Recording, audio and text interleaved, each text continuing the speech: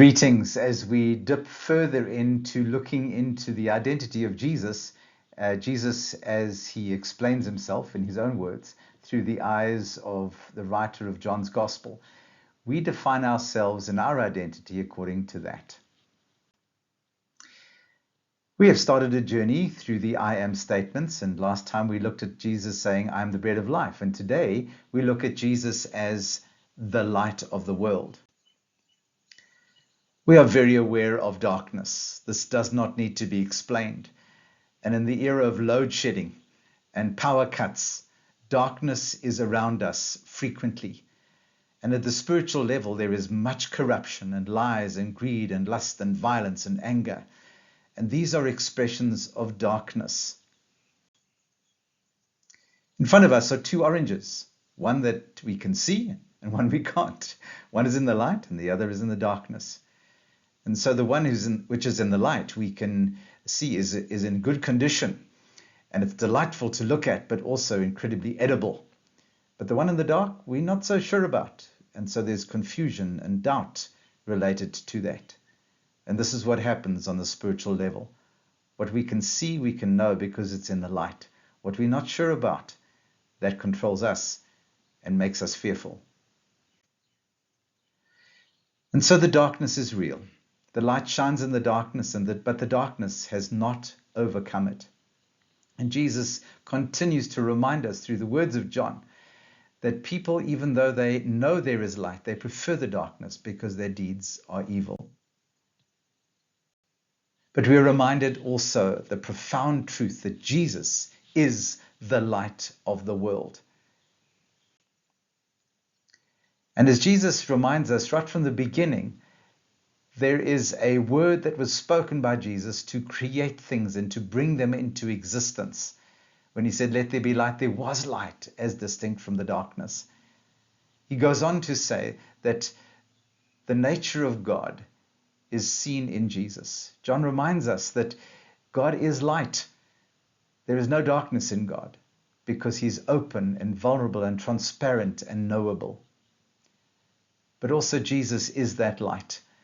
And whoever follows Jesus knows the power of living in the light.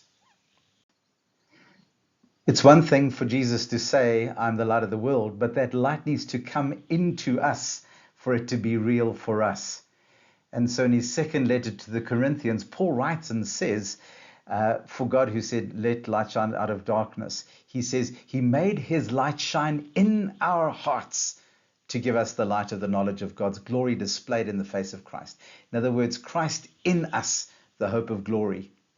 There's a wonderful story of Charles Haddon Spurgeon, who had listened to many preachers and was desperate. And one day he walked into a Methodist church, and a Wesleyan preacher, a lay preacher, was preaching and talked about desperation and said to Charles, you look desperate. You need Jesus in your life. And look to Jesus. Look at Jesus. And Charles says, as he looked at Jesus, not just the preacher, but at Jesus, the light of God's hope and joy and peace and celebration of life came into him, and he received God into his life. And that dispelled all the darkness. And from then on, Charles Haddon Spurgeon became an incredible evangelist for the gospel of Jesus Christ because it flowed from within him to others. In this particular picture by the artist William Holman Hunt, he was critiqued because there is no handle on the door as the light of the world stands at the door knocking. And of course it's from Revelation 3:20. But the artist said, no, there's no error here. Jesus never forces himself as the light into the room of darkness, but the darkness can only allow light in by invitation. And so the handle for the door is for the person inside the door to open from the inside and let the light in. And so the invitation is for us to let the light of Jesus come into us by opening the door of our hearts to him. But lastly, we are the witnesses to that light. You and I are witnesses to God's light in the world. While Jesus was with us, he was the light of the world. But when he left, he said, you are the lights of the world. And let the glory of the Father be seen through you and the things that you do. So let your light shine from within by the things that you do. And what are the things that we do? Isaiah reminds us this is providing food for the hungry and shelter for the wanderer. It's about clothing the naked. It's about making a difference. Then your light will break forth like the dawn. So do the acts of good work. That means caring for the person and giving practical stuff to people to enable them to have the dignity of earning a living. And there are many ways in which we can do that, to offer dignity, the dignity of work to people around us in a world that is hugely unemployed. So do you remember our tag story from our introduction? Jesus is saying, I'm the light of the world, but he tags us, he touches us. And he says, now you're it. You are the light of the world. This is in your hands and my hands to make a difference in the world, to reflect the kingdom of God here and now. So let your light shine. And I'm taking you through this video to say, you're it.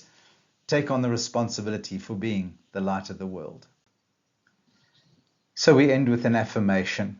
The affirmation is God saying to you, you are my witnesses. As you shine, you bear witness to me, and you point people to me. So let your light shine boldly and brightly. And our prayer is, oh God, shine your light through me today. God bless you. Continue with us on this journey.